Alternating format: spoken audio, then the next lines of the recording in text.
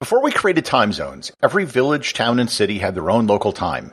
You'd set the town's clock according to when the sun was at its highest point each day, and everything was fine.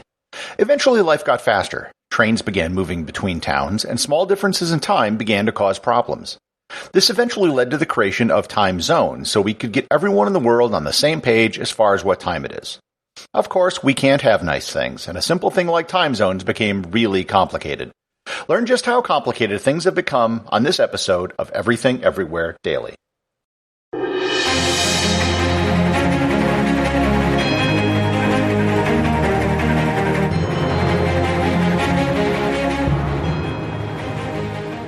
This episode is brought to you by the Travel Photography Academy. Have you ever been on a trip and wondered why your photos don't turn out like the images you see in travel magazines? If you're going to spend thousands of dollars on a trip and hundreds to thousands of dollars on a camera, you owe it to yourself to get the highest quality images from your trip.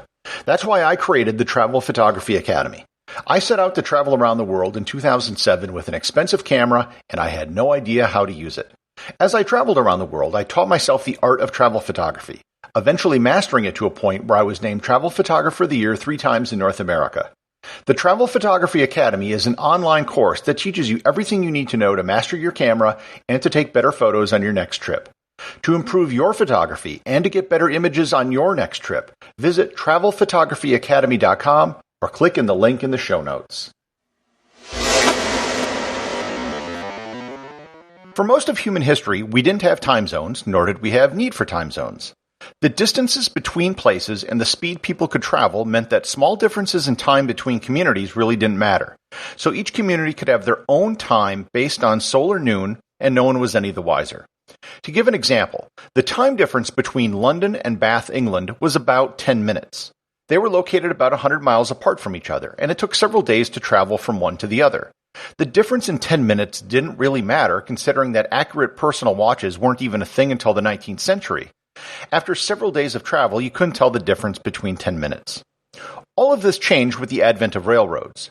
They allowed you to travel between two communities much faster than was previously possible, and those small differences between times and communities suddenly began to become problematic. If you said a train was going to arrive at, say, 7:15, was it 7:15 in the city where it was leaving, or 7:15 in the city where it was arriving? Because even a difference of 5 minutes could mean the difference between someone missing or making the train. Railroads eventually solved this problem by creating their own standard time for each railroad. This was known as railway time. The first railway to do this was the Great Western Railway in England in 1840.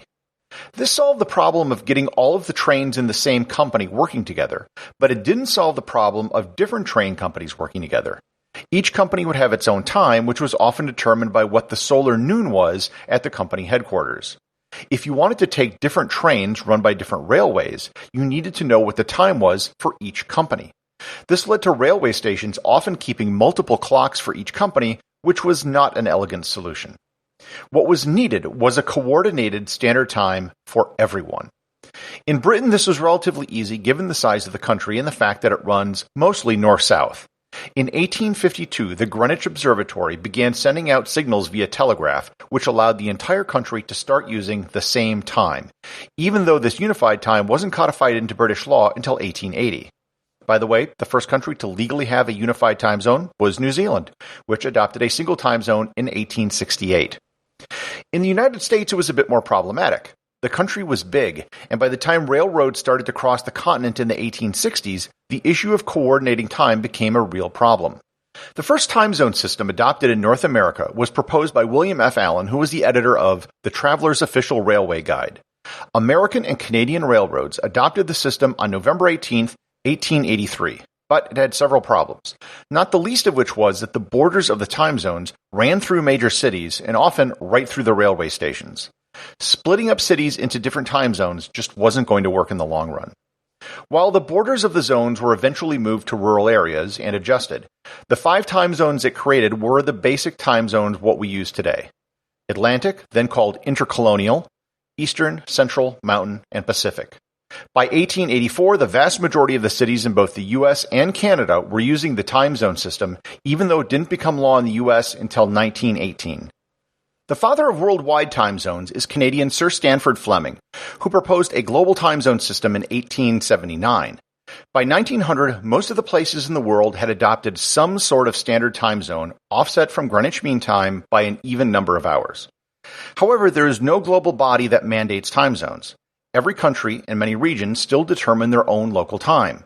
This leads to some very big exceptions to the clean 1 hour per 15 degrees of longitude that you would expect. And let's start with an obvious one. Spain. If you look at a time zone map, it is pretty obvious that Spain is in the wrong time zone. Spain is directly south of the UK and the prime meridian runs directly through it. But Spain is in the same time zone as Germany and Poland. The result is that sunrise and sunset are both really late in Spain.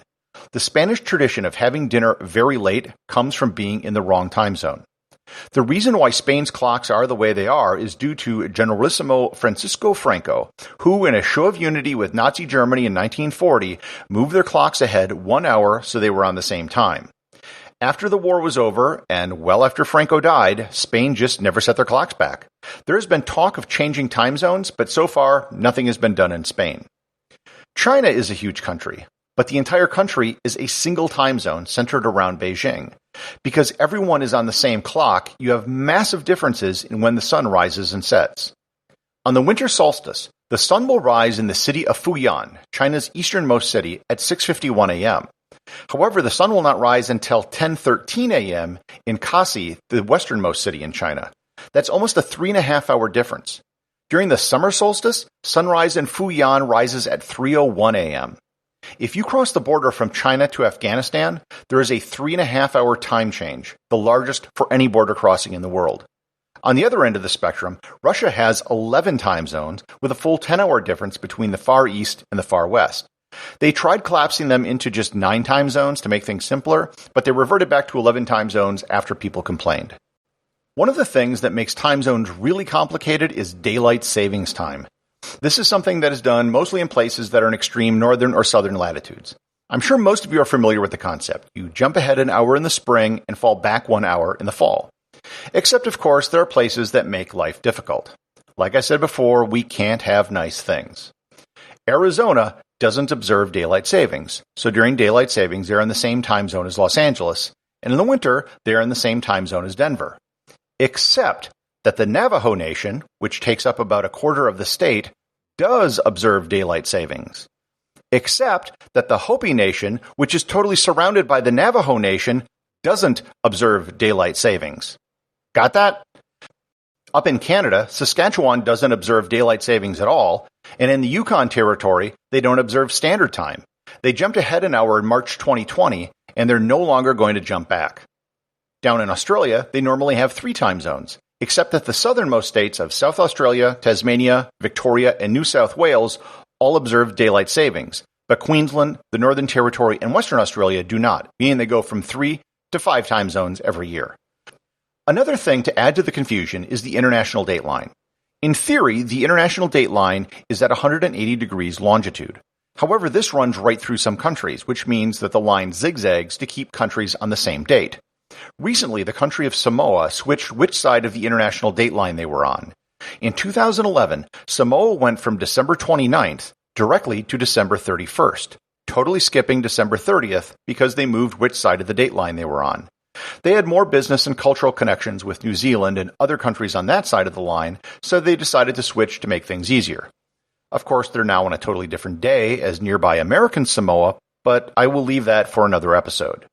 And on a personal note, I once missed a flight from Samoa to Tonga back in 2007 because I misread my ticket because of the date change, so I fully support Samoa in this effort.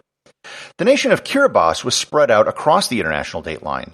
In 1994, they decided to lump the whole country together on one side of the international dateline. However, that meant the easternmost parts would have to be in their own time zone 1 hour before the rest of the country.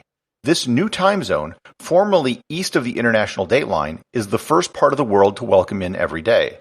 It also means that for 1 hour every day, there are 3 calendar days on the Earth. For example, when it's 12:01 a.m. on the 3rd of the month in eastern Kiribati, it's 11:01 p.m. on the 2nd of the month in western Kiribati, and 11:01 p.m. on the 1st of the month in Hawaii. Are you totally confused yet? Because I haven't even gotten to my biggest pet peeve: fractional hour time zones. For the life of me, I do not understand why these exist, but they do. The island of Newfoundland is 1/2 hour ahead of Atlantic time in Canada. Likewise, South Australia and the Northern Territory are 1/2 hour behind the eastern states of Australia, but 1.5 hours ahead of Western Australia. To make it even more confusing, the small town of Eucla in Western Australia is on the border of South Australia and has their own little time zone where they split the difference between Perth and Adelaide and are offset by 45 minutes from each.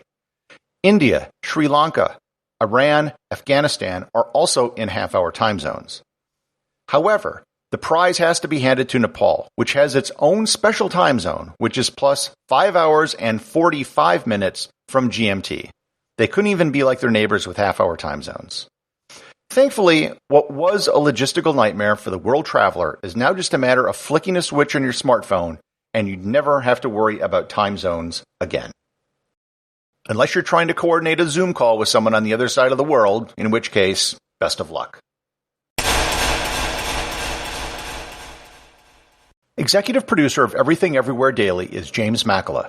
Special thanks to everyone who supports the show over on Patreon.